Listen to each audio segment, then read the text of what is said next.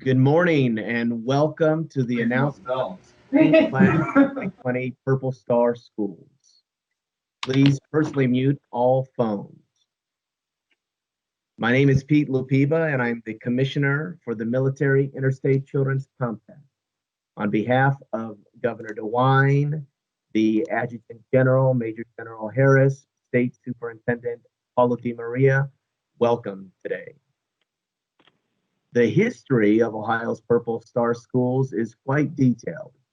Collaborating with the MIC3 State Council, Military Interstate Children's Compact, the Ohio Department of Education, the Ohio National Guard, and the Ohio Department of Veteran Services came together and said, what does a military family-friendly school and community look like?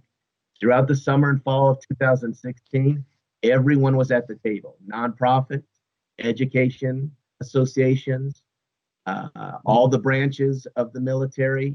We conducted focus groups, online surveys, and conference calls. And in the month of the military child, April of 2017, at the National Museum of the United States Air Force, we launched Purple Star Schools here in the Buckeye State of Ohio. 8 schools were honored with the first award, and those same 8 will renew this fall since it was been a 3-year designation period. Shortly after Ohio's Buckeye-born initiative for military family-friendly schools, Virginia and South Carolina came calling in 2018 and said, how can we replicate Purple Star?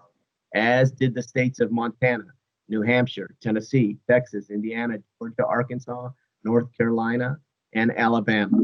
And many of those states have Purple Star schools today. And as of just last week, the great states of West Virginia, Washington State, where I served in the United States Navy, and the state of California want to become part of this national network where we share best practices with all our education and military colleagues. The nonprofit Military Child Education Coalition out of Texas has become an official national advocate of Purple Star. So to the 37 schools today, as we begin our program, sincere congratulations from the MIC3 Tom Rutan State Council. Paulo DiMaria is a passionate leader and a man with a great sense of humor. How do I know this? I was personally alongside him as he visited dozens upon dozens of districts, traveling hundreds upon hundreds of miles across Ohio. Superintendent DiMaria calls upon his talents as the Ohio K-12 leader and his qualifications as an alum of the Ohio State University, as he supports more than 3,000 public schools and 1.7 million students from Lake Erie to the Ohio River. Superintendent DiMaria is an enthusiastic cheerleader and energetic advocate for Ohio's Purple Star Schools initiative. Because this state superintendent has helped every step of the way from the very beginning 3 years ago, please help me in welcoming State Superintendent Paulo DiMaria. Pete, thanks so much for that great introduction. I am so pleased to have everybody joining us this morning. This is one of the most exciting days of the year for me when we recognize our Purple Star schools, because it gives us an opportunity to celebrate accomplishment, to celebrate students, to celebrate the idea of communities rallying around in an effort to meet the particular needs of students in all the far reaches of the state. I am so proud of each and every one of you that represent districts, that represent schools, because I know that today represents the culmination of a lot of hard work, a lot of dedication, a lot of commitment, and a lot of deep understanding about every child. As most of you know, in Ohio, we have the Strategic Plan for Education, which we call Each Child Our Future. And the reason we called it Each Child is because we recognize that every child is unique and every child encounters the educational experience in his or her own particular way. And for military children, they come to the education experience with their own specific reality. That reality may include a parent who is deployed overseas, a parent who may be called upon at a moment's notice to leave home and engage in some activity for which they're required. The uncertainties that come with that, the challenges that come with that, the anxieties that come with that. And it is our responsibility to address those needs for these children. And what you all have done through the auspices and under the banner of the Purple Star Recognition Program is do just that. And so it just gives me great pleasure not only to welcome you here today, but to congratulate each and every one of you for the outstanding effort that you've made, for your commitment, and your understanding how important it is to provide the supports that military families need. At the end of the day, we are so grateful as a nation for all those men and women who serve in the armed forces and who protect our country, protect our freedoms, and carry out so many important functions. It's easy to forget sometimes, but we must always remember. And we must remember the sacrifices that their families make and our obligation to be supportive of those families. So thank you again. We have a lot to do this morning. We're going to talk about each of the schools, and I see everybody across the state gathered in conference rooms or in different locations to celebrate this great honor. And I look forward to doing that. But first, I want to introduce another special guest that we have with us, Major General John Harris. He is the Adjutant General for the Ohio National Guard. He's a great friend, a great leader. He was appointed as Adjutant General by Governor Mike DeWine. He serves as the governor's liaison and leader for all the things that are related to the National Guard, and he's responsible for both federal and state missions. As most of you know, the National Guard consists of the Ohio Army National Guard, the Ohio Air National Guard, the Ohio Military Reserve, and the Ohio Naval Militia, totaling more than 16,000 personnel. Since his appointment, I've gotten to know General Harris very well. He is an outstanding leader. He's a passionate individual, both for the work of his organization and the contribution it makes to Ohio and the quality of life and the freedoms that we enjoy in Ohio, but also as a partner with all the other state agencies in advancing an agenda that supports our citizens and our students. He has been, I've come to know him specifically most recently because he has been a key player in the state's response to the COVID-19 pandemic. The governor relies on him for his expertise, his leadership relative to logistical issues and complex statewide outreach activities, including a lot of virus testing activity that his team is doing almost every day across this great state. General Harris, thanks so much for taking time out of your busy schedule to join us today. We very much appreciate having you.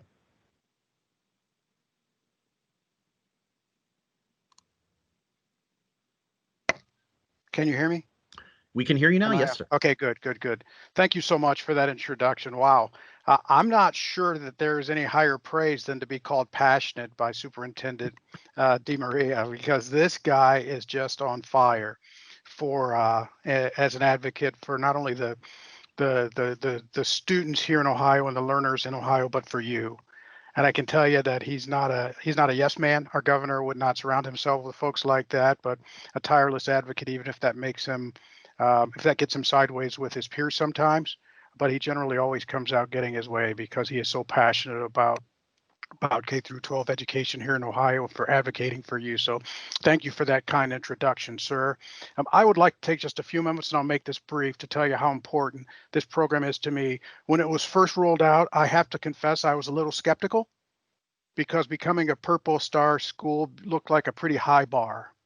And with all the things you all have going on, I thought there is just no way that these folks are going to find the time and the bandwidth to invest the time and the energy in a program like this. And here you have, not only has it been contagious here statewide, but it's moved on to multiple other states. So I can't say enough about the Ohio Department of Education, Ohio Department of Veteran Services, MIC3, and the other folks who've gotten behind this to make this so successful, because it's so important to us. And I'd like to just give you a quick snapshot of what the last 12 to 15 months has looked like for us and why this program is so important. And I like to go back 15 months because just the other day, I welcomed home some soldiers from the Middle East who've been there they were boots on the ground for well over a year, closer to 13, 14 months because of the coronavirus, and they were forced to extend. But when they first arrived in theater, just literally days after they arrived, was was when we killed General Soleimani, the Iranian general, if you recall that, and the turmoil that created in the Middle East, to include a lot of incoming at American bases where our folks were assigned. You can imagine the angst on the part of our family readiness leaders, our family readiness groups, and of course, what that created and the children of those folks who had their mothers and fathers deployed to that theater of operations. And of course, if you fast forward, that has been an incredibly active theater. We had over 500 folks on ground there at that time. We have our Black Hawk, our aviation battalion there, our Chinooks, one of our other aviation units is there. We have right now MP companies performing detainee operations at Guantanamo Bay. And that's just steady state, what we call gift map requirements. That's just global force mission assignment stuff. That's just kind of steady state for us now. And it's just part of what we do.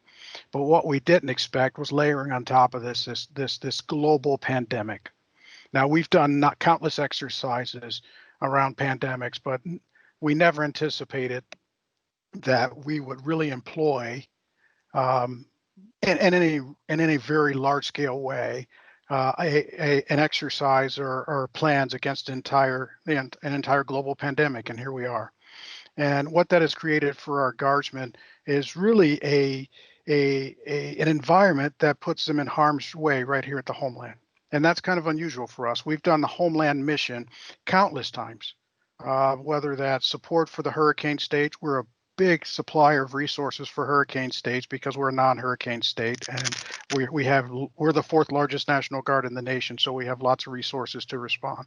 So that's sending 1,500 soldiers and airmen in the wake of Hurricane Katrina, then again in the wake of Hurricane Rita, and just fast forward every hurricane since then, the Ohio National Guard has had a part. So response here in the homeland is something that is very common for us. But putting people into a high-risk situation here in the homeland is one that's relatively new. What do I mean by that?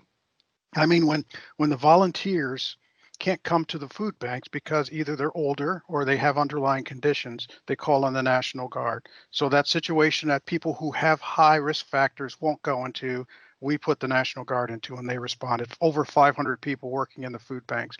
You may not consider that high risk, but I will tell you early on, we just didn't know. We just didn't know.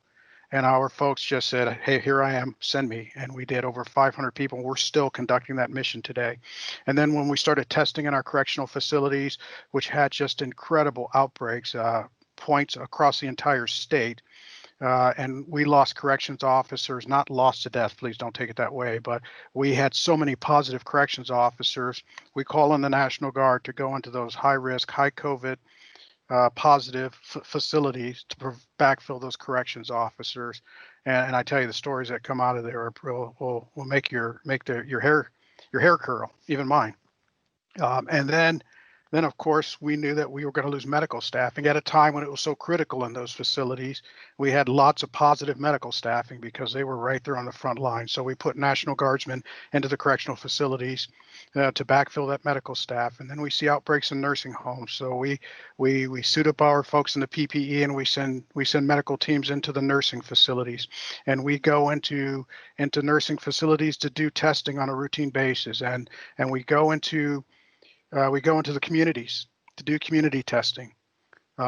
Each of these is a mission that creates a risk and makes all of our folks front line, COVID exposed personnel. Again, putting them at risk right here in the homeland. And then we layer on top of that civil unrest, literally nationwide civil disturbance. It's probably appropriate to call it global civil disturbance. And we put over 1,300 people on duty for that. And when our kids and our families see the images of belligerents that are literally standing in the face and screaming and spitting in the face of our service members, it certainly creates a high level of angst. But I will tell you, I couldn't be more proud of the way that our folks conducted those missions with dignity and respect. And there were no major issues here in Ohio because of the professionalism of our forces. I only tell you that to tell you that all these things just layer and layer and layer upon the requirements for your National Guard, your citizen soldiers, and just create requirements on families that exceed anything that we ever anticipated or expected. And it happens over and over and over again. In fact, as soon as we're done here, I'll be signing off early, and I'll be jumping in the car to go to Cleveland, because we have over 300 people on duty right now supporting the debates in that city. So the beautiful thing is that the Guard has kind of become the go-to team for missions we never imagined. The challenge for you is that the Guard has become the go-to team for missions that we never imagined. And so what you do as Purple Star Schools to support those kids that we sometimes say are silently suffering, because if it weren't for what you do, many schools wouldn't even know who their military kids were, and they would have no idea how to deal with the challenges that those kids face. So not only are you helping and providing an invaluable resource and invaluable support for those kids that otherwise wouldn't have it, but you're reducing what I call operational friction. Because every parent who has to worry about their kid, every parent who has a kid that's acting out, every parent who has a kid that has challenges in school that are not understood because the school doesn't understand that kid, creates operational friction for us, because that's loss of effectiveness for us. That's friction, that's sand in the gears. And you multiply that by 10, 20, 30, 50 kids, then we become less effective as an organization. So selfishly, I'm very thankful for you, because you allow us to be the go-to team for these missions that we never imagined. But more importantly, and I mean this, more importantly, these kids have the opportunity to be well-balanced, well-adjusted kids in spite of the additional challenges that we place on their loved ones and their family members and on them. So thank you for that support. I've probably talked longer than my 4 minutes, but I really do mean it. I appreciate all of you and what you do. And as I said early on, this is a very high bar to achieve, and you've done it. And I'm just amazed by how contagious this program has become. So thank you to all of you. Thanks for the folks who are behind this program and the growth. Thank you, Superintendent DeMaria, for your tireless support for our military kids. And I salute all of you. And I just ask that you continue to support the program. Thank you very much. General Harris, thank you so much for those kind and heartfelt words. Thanks to your team under your command for all the things that they do to support the needs of this great state and the nation. And thanks so much for your partnership. I really value that, because together we're always stronger. Yes, sir. Thank you. Very good. Now what I want to do is summarize very quickly. Some of you may be new to the Purple Star designation, and so I just want to recap a little bit about what are the requirements for receiving this award. Not everyone that applies receives it, but we're always hopeful that even those who may not achieve it the first time around continue with their due diligence in meeting the requirements so that they can be recognized at a future date. We have a number of school districts today that started with maybe 1 or 2 schools, and now they're back with additional schools that are meeting the requirements, and that's always a great accomplishment. So the required elements are that the school has to have a staff point of contact. This is really essential, because as we all know, if you're never sure who to go to with your questions, that just creates itself a barrier. So it's important to have somebody serving as that primary liaison between military students and families and the school itself. The second issue is that liaison has to complete some specific professional development.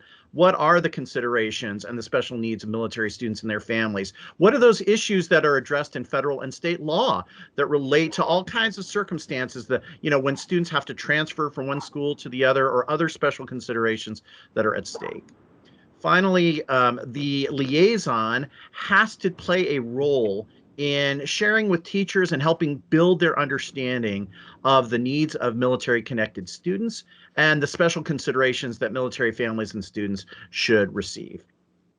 And then it's also important that a school maintains a dedicated web page on its website for resources related to military families. The program also allows for some additional optional activities. So for instance, a school or district could go beyond the minimum required professional development and do professional development for more staff members or the entire staff of the school or district. We also encourage school boards to pass resolutions that publicize the schools and the district support for military children and families. This is another important feature because that awareness that a school has taken the initiative to configure itself in a way to be particularly cognizant and responsive to the needs of military children and families is very important. And then finally, we encourage, and another optional activity is having and hosting military recognition events that really demonstrate a military-friendly culture at the school. Many schools do special assemblies on Veterans Day and other holidays throughout the year. Many of them have areas in the hallways where they're hanging posters or showing awards and things like that. It's just outstanding. I visited a variety of Purple Star recognized schools, and I'm always impressed with their commitment to recognizing and honoring our nation's military personnel, both veterans and those currently enlisted. So with that, let's proceed with the announcement of the awards. So I'm going to start off with a number of the schools and districts, and then Pete will pick up with the additional ones. So first, I want to recognize Amherst Exempted Village Schools under the tremendous leadership of Stephen Sayers. Amherst today presents 4 schools who are being recognized with the Purple Star Award: Amherst Junior High School, Marion L. Steele High School, Powers Elementary, and Walter G. Nord. Let me tell you a little bit of the things that are happening in these outstanding schools. First, and this is really important, is additional efforts are being taken to identify students with military parents. Sometimes we don't always know who these students are, so that identification process is really important. At Marion Steele High School, they're using Zoom technology to help students actually connect with military family members who are serving overseas. At Powers Elementary, they're hosting military family breakfasts so that members of military families can meet one another and know that they're not alone and that they are there in the school and have each other for support as well as the rest of the school for support. And at Walter Nord School, there's a public display that recognizes and honors military members. Please join me in saluting Amherst Exempted Village Schools and Amherst High School, Marion Steele High School, Powers Elementary, and Walter Nord School. Next, I want to salute Ashland City School District and Ashland High School under the exceptional leadership of Doug Mara. These schools are also doing tremendous things in support of military families. There are 2 active National Guard units in their areas. And once again, one of the key issues that was addressed by Ashland High School was understanding which students are in fact military connected. They're now able to do this and providing additional resources to those students. Congratulations, Ashland City School District and Ashland High School. Next is Bellbrook Sugar Creek Schools and Bellbrook Middle School under the leadership of Dr. Doug Kozad. One of the things I love about this school is that the 8th grade students worked with Honor Flight Columbus to raise $600 to help support the travel expenses for veterans who wanted to travel to Washington, D.C. They also baked cookies for the veterans to take along with them on the flights, wrote letters to veterans, thanking them for their service. You could really tell there's a strong connection to recognizing and showing appreciation for those serving in the military and to our nation's veterans. Thanks again, Bellbrook Sugar Creek Schools and Bellbrook Middle School. Next, I want to recognize Brookville Local Schools and Brookville High School under the leadership of Timothy Hopkins. One of the things I love about Brookville High School is at their college fair, the school invites recruiters from all the military branches to come so that students have meaningful conversations about career opportunities and educational opportunities in the military.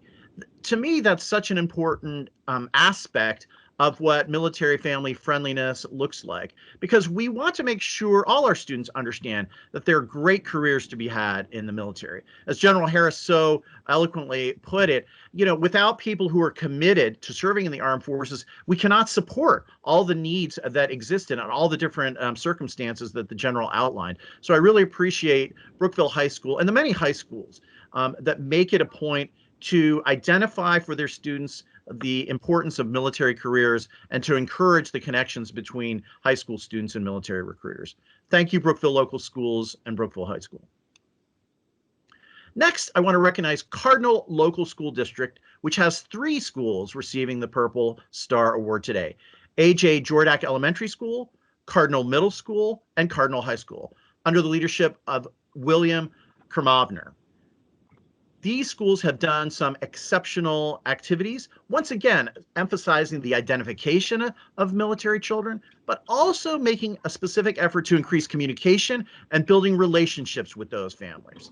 At the middle school, Dr. Sabel, who is the military point of contact, personally reached out to every teacher that had military students in his or her classroom to help them understand the specific needs of these students.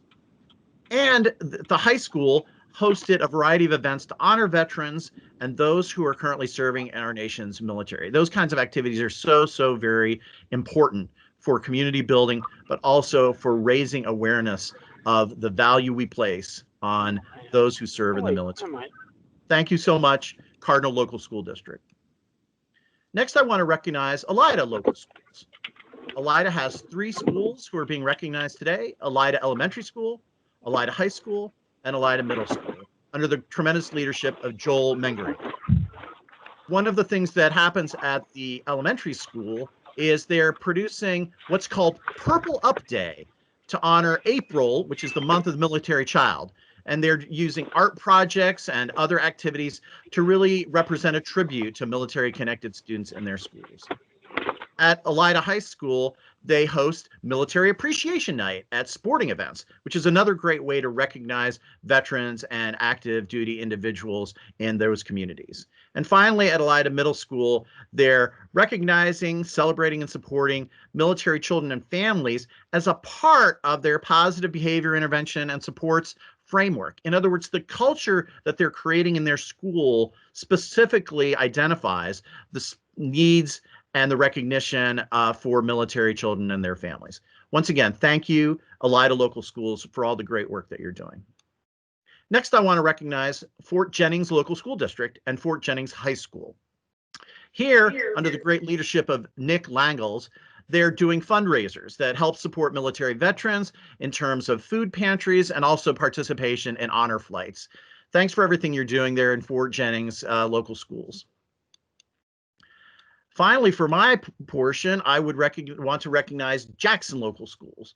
Jackson has 5 schools who are receiving the Purple Star Award today under the great leadership of Christopher DiLoretto. Amherst Elementary School, Lake Cable Elementary School, Memorial Middle School, Souder Elementary, and Strausser Elementary. And they're doing so many things that speak to the spirit and the determination of the Purple Star program. First, they're making sure people are aware of comprehensive resources that military families can use to help better navigate and understand the realities that they face and the important considerations, especially as it regards to transferring from one school district to the next. They also tracked down a flag company who donated some military flags.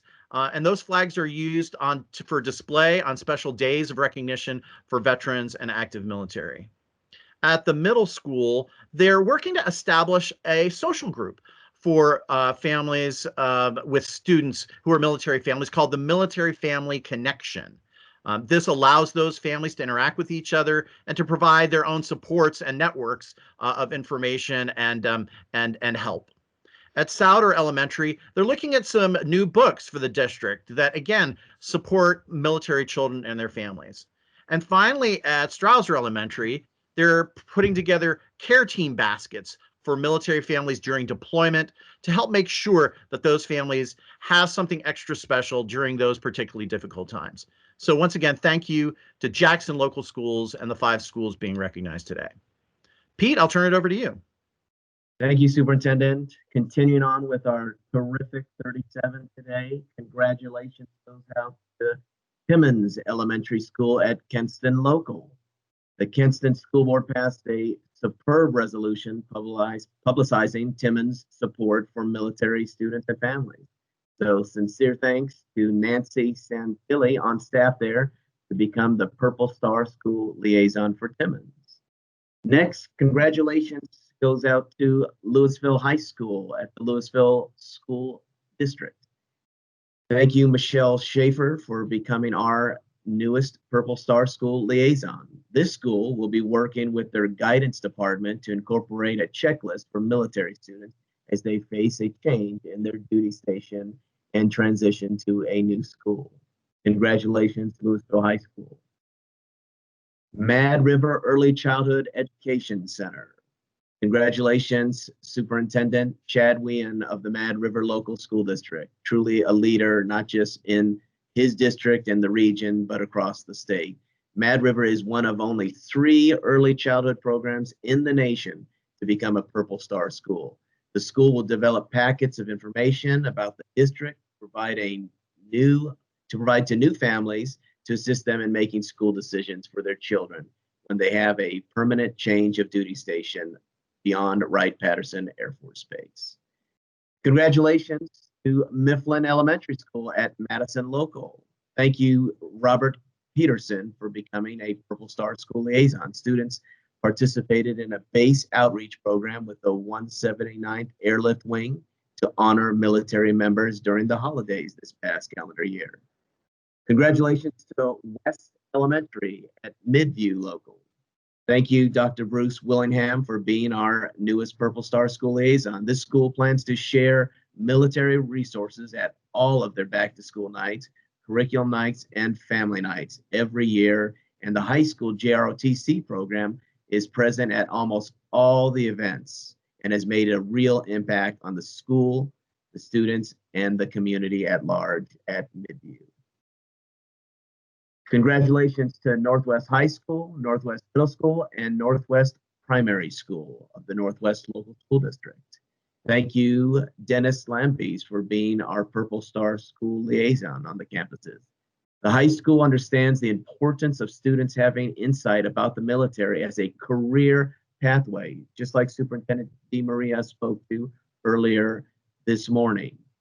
This school, as in the middle school, teaches the importance of returning service to those who provide Americans with their freedoms and the goal of producing more service-minded citizens.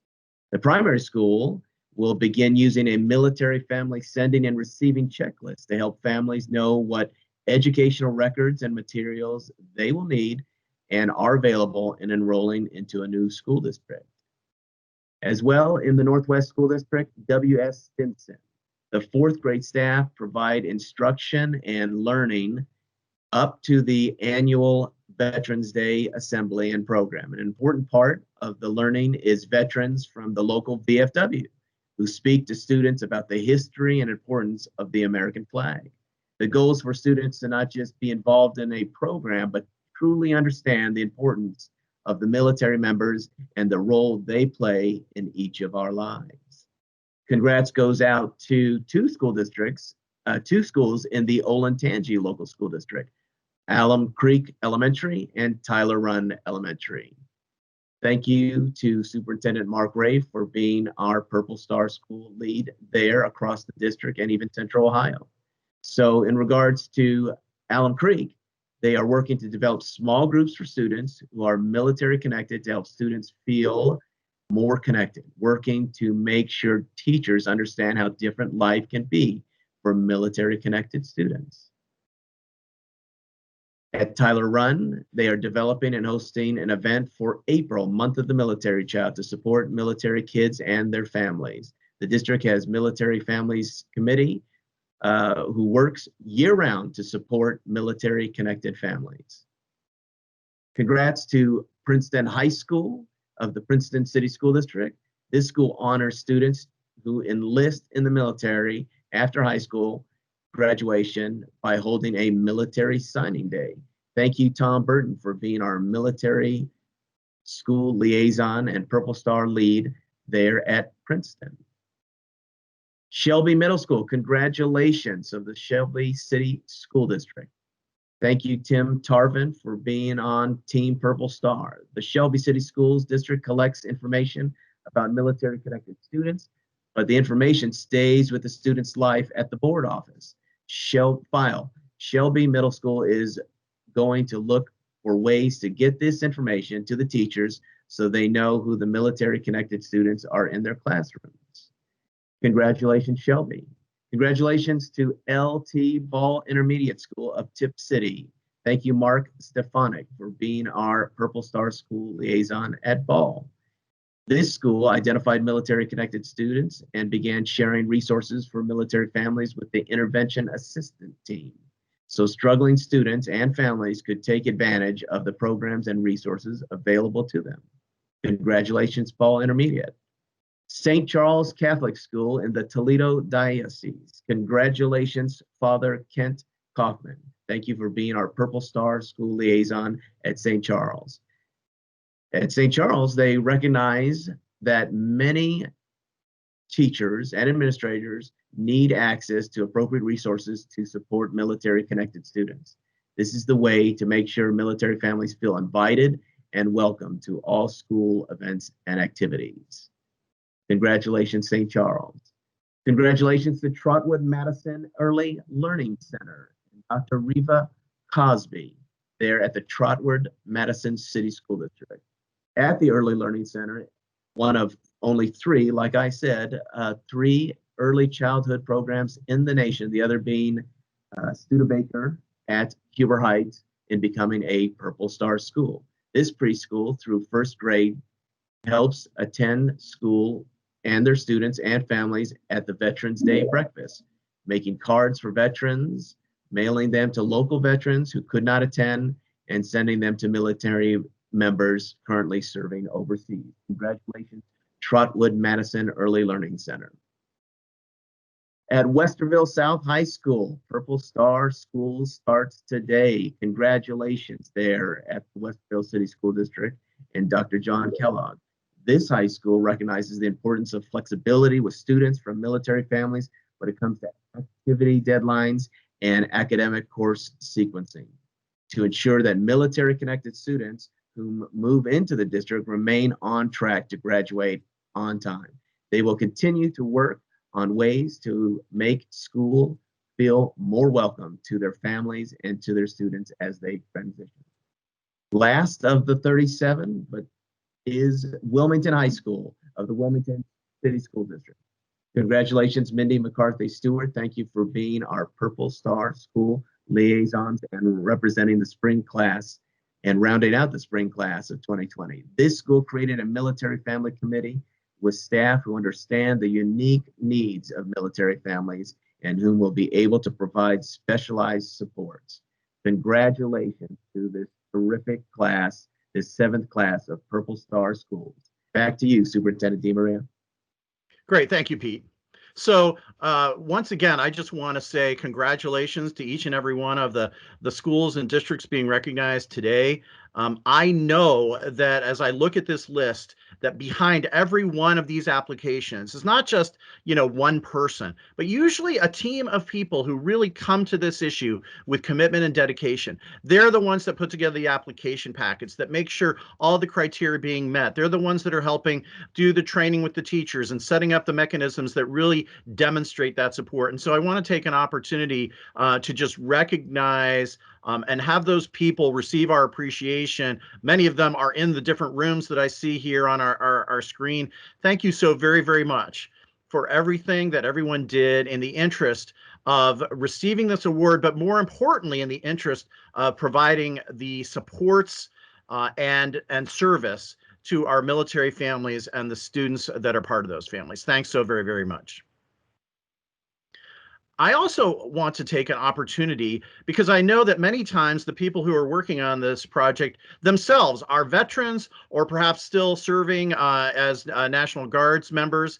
So I'd like those people to stand wherever they may be and also receive our appreciation. Thank you so much for your service. Thank you for your continued commitment to your students and to your country.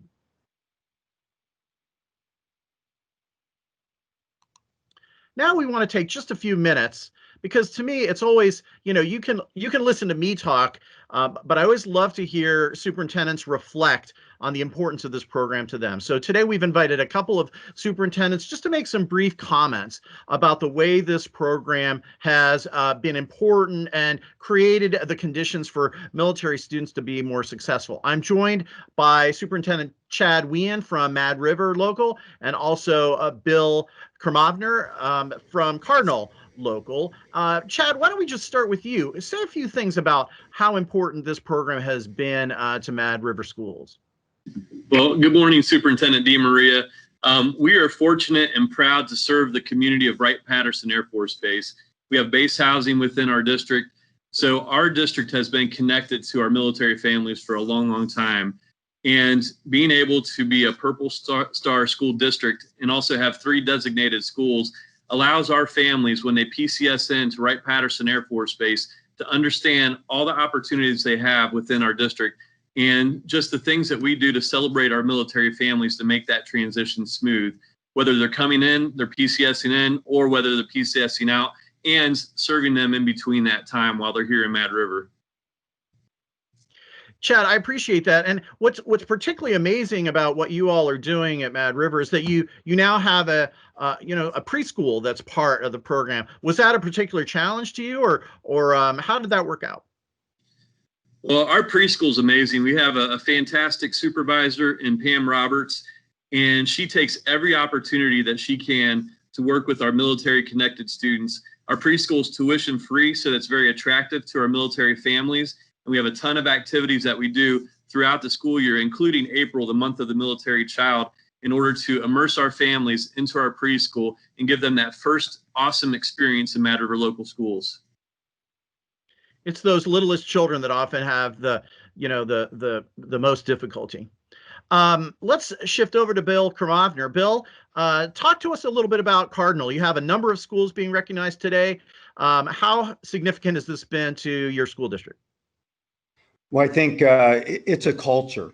And thank you, Superintendent DeMaria. I appreciate the honor, but it goes back to even just starting with the Pledge of Allegiance every day in our schools. You see it, from top to bottom.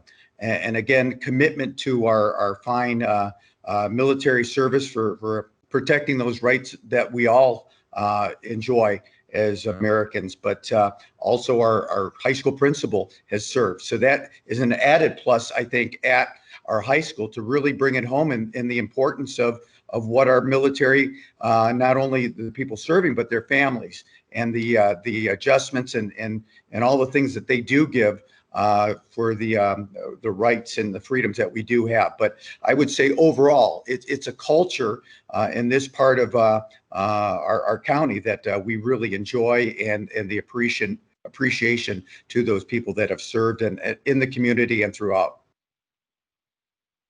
I love the way you frame that, Bill, as an issue of culture, because I think, especially for sometimes children who may not have a military connection, when they see others recognizing and celebrating and honoring and respecting military service and understanding the unique challenges, I think that helps expand the cultural significance and the sense that we all have to be attentive to and supportive of those serving in the armed forces. Thanks, Bill, to you and your great team for everything that you've done. Thank you. With that, I'm going to turn it over to Pete. Pete, you're going to talk us through a little bit of the follow-up logistics. Yes, as noted, the recording of this ceremony will be posted to the ODE website, as well as the full link of all the honorees today, all 37 schools. So if you go to education.ohio.gov, again, education.ohio.gov, and search in the upper right-hand corner Purple Star, you will find not only the recording, as well as a list of today's honorees, the 7th class, the spring class, but you'll also find the fall application, which begins in 2 weeks. So again, in 2 weeks, the fall application for 2020 Purple Star will be open, as well as the press release. So for those school districts, the communications directors on this site, as well, the Purple Star Schools webpage off of the OD website will have the full press release from today. And now back to our state superintendent for a special chat with military kids of Ohio. Thanks, Pete. And this is a great way to end our little ceremony today. Both talking to one of Ohio's outstanding Purple Star School liaisons and a couple of students who really understand firsthand what this is all about. I'm so pleased to have Ashley Tweet joining us. Ashley, how are you doing? Ashley's the Purple Star liaison at Belleville Elementary School in Clear Fork Valley District. I had the privilege of actually being on site and presenting their Purple Star recognition several years ago, and was just impressed at Ashley's commitment, her family's commitment, and all the wonderful things happening at Belleville. How are things going this year, Ashley, so far? Yeah, good morning, everyone. Thanks for having me. Well, obviously things are off to a different start this year.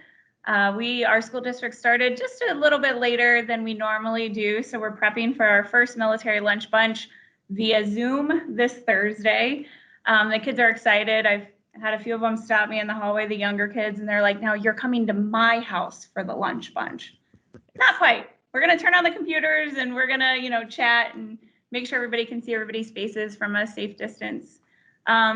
But last year we had a great year. We had our military lunch bunch. We were able to make decorations for the 179th Airlift Wing for the DFAC for Thanksgiving and winter. We had a few parents that were gone last year, so we were able to send Valentine's cards and Christmas cards and some care packages out. Nice. But it's going very well. I'm very blessed by the families, by our staff that supports our military families. And it's going well. So I thank you. Ashley, I think you have a couple of students. Would you introduce them to us? Yes, I will. So when they come into screen, I'm going to put my mask on. I'll talk really loud. And then when they're talking with you guys, I'm going to exit so they can take their mask off. So We appreciate that. kids, come on over. Okay, so I've got Nora Cochran with me. Nora Cochran is a third grader here at Belleville Elementary, and she is the daughter of Master Sergeant Stephen Cochran with the Air National Guard based out of the 179th Airlift Wing here in Mansfield, Ohio. And I've got Eli Reinhardt, who is a fourth grader here at Belleville, and his dad is Army Reserve Staff Sergeant Matt Reinhardt.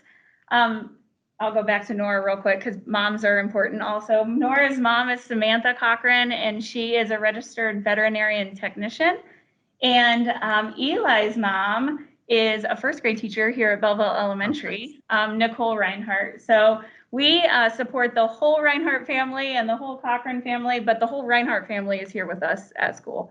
So Excellent. Nora and I are gonna step out so Eli can chat with you guys. Great. Eli, I love that shirt you're wearing. It's fantastic. I am Purple Star. Tell us a little bit about what does the Purple Star program mean to you? And I especially want to hear about the lunch bunch.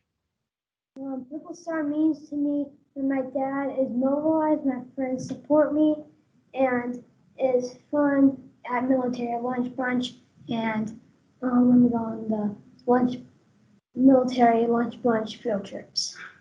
Nice. What was your favorite field trip? Did you have one in specific? Coastside was pretty fun, and the Veterans Museum. That's a beautiful museum, isn't it? Yeah. Well, tell your dad from all of us, thank you for his service. And thanks for everything you're doing to help out the other kids that are military family connected. Thanks. Can you have Nora join us now? Okay.